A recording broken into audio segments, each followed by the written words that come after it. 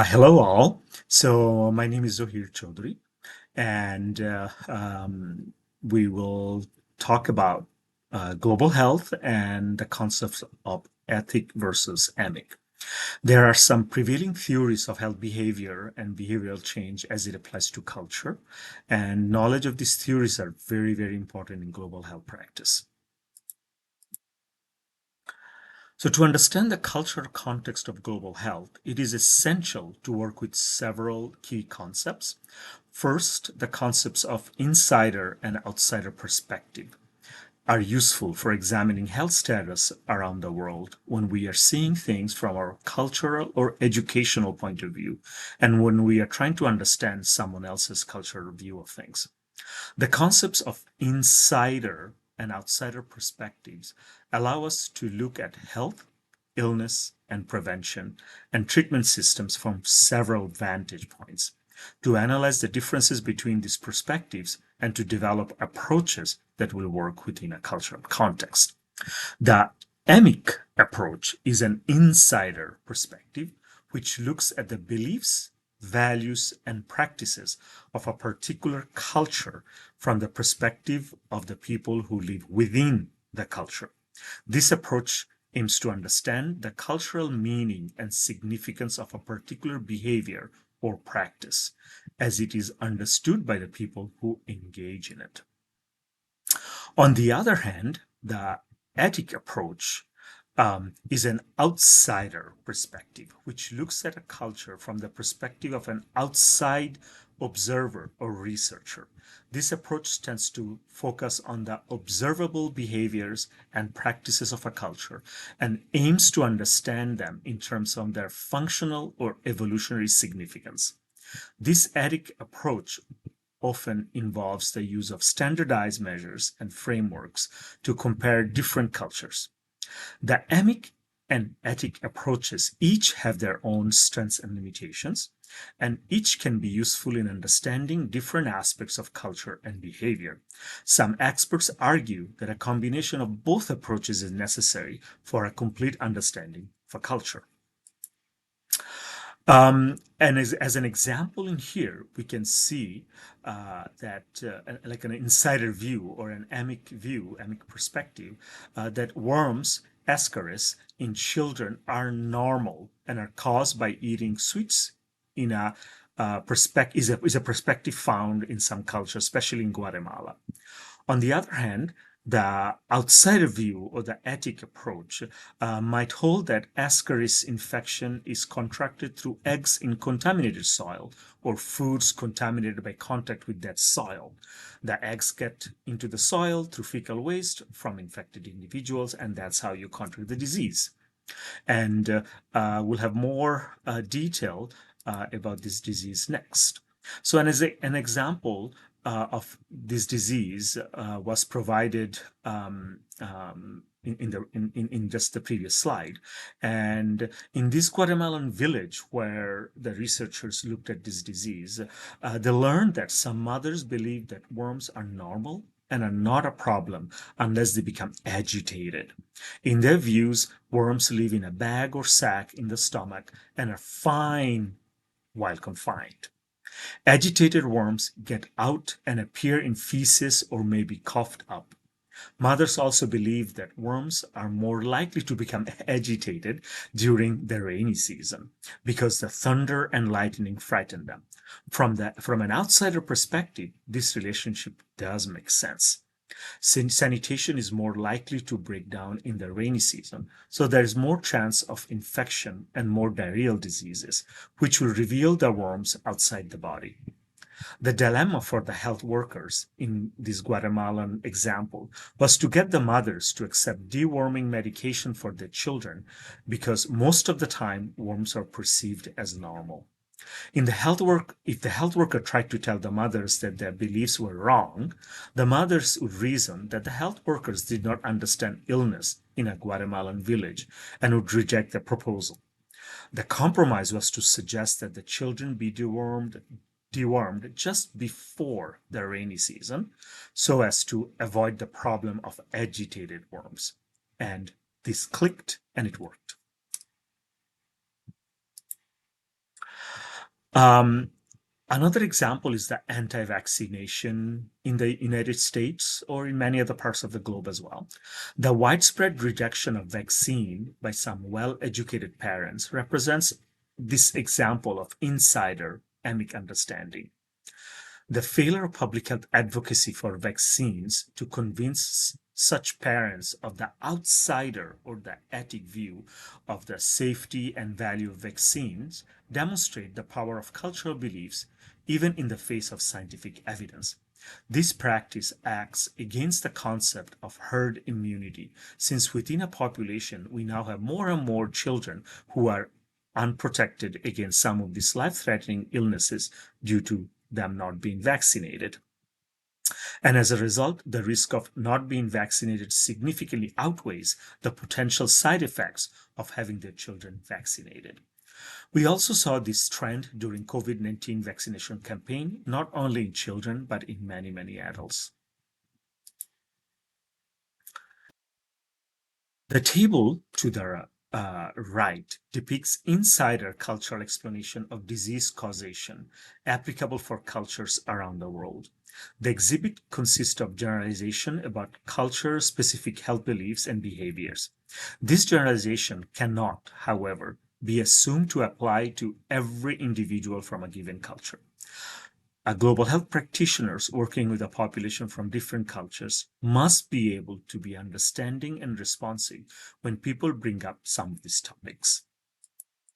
So, body balances is one of these disease causation explanation.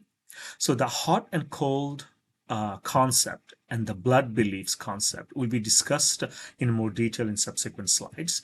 And energy balance, this concept is particularly important in Chinese medicine, where it is referred to as qi. When this balance is disturbed, it creates internal problems of homeostasis. Food, following this hot and cold theory, as well as acupuncture, are among the strategies used to restore the balance.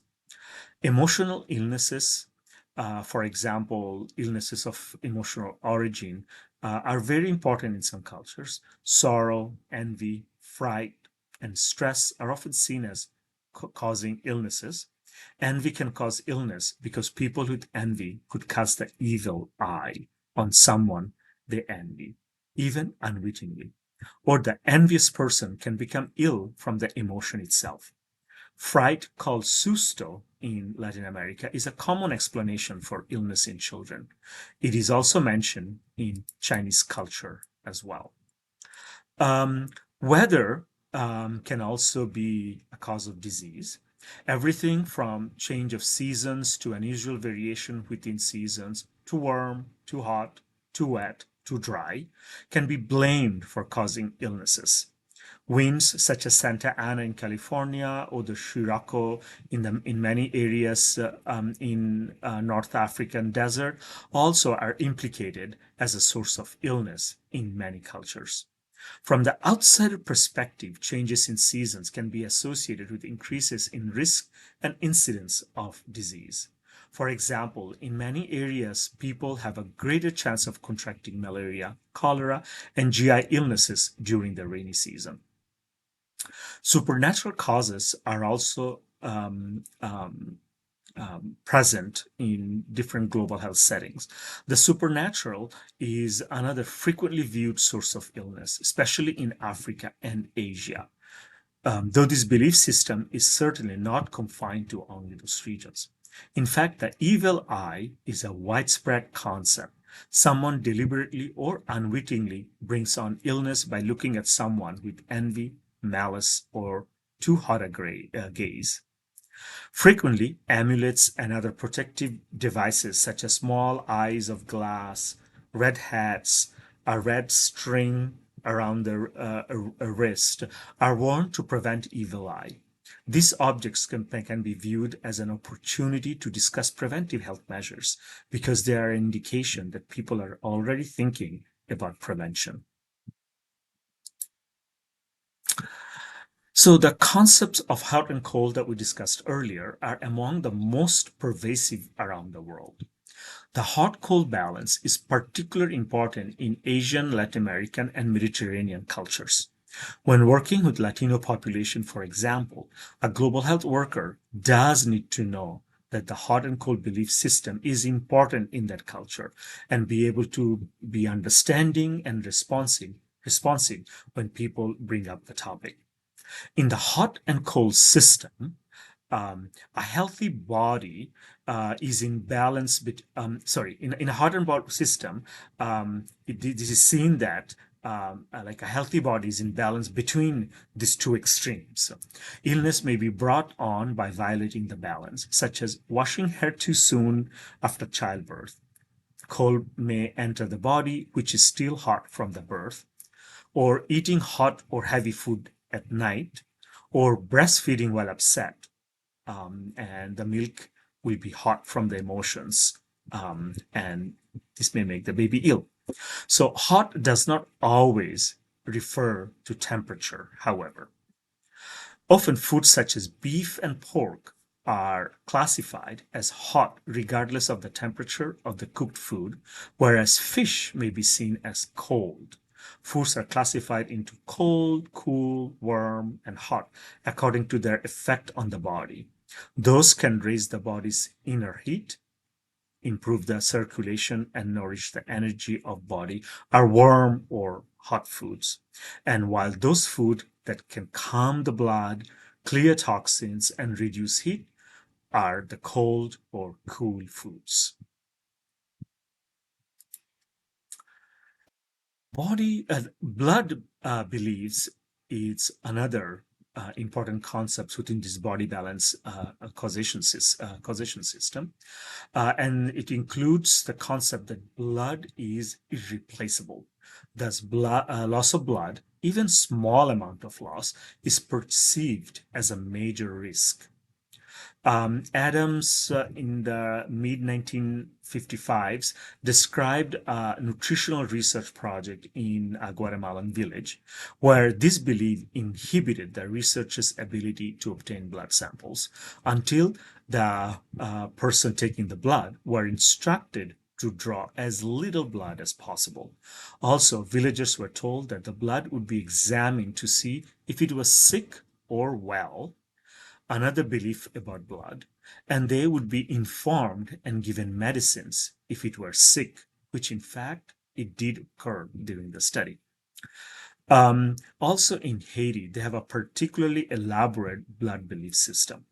Blood, blood qualities may be seen in this culture as opposites, such as clean, unclean, sweet, normal, bitter, normal, high, normal, heavy, weak, clotted, thin, quiet, turbulent. It is easy to see how these concepts could be used in a current global health program to prevent HIV infection in a Haitian community, because the culture in Haiti already has ways of describing problems with the blood. So that's all from the specific perspective of Etic and Emic insider and exciter perspective. We will cover additional perspective in the upcoming slides.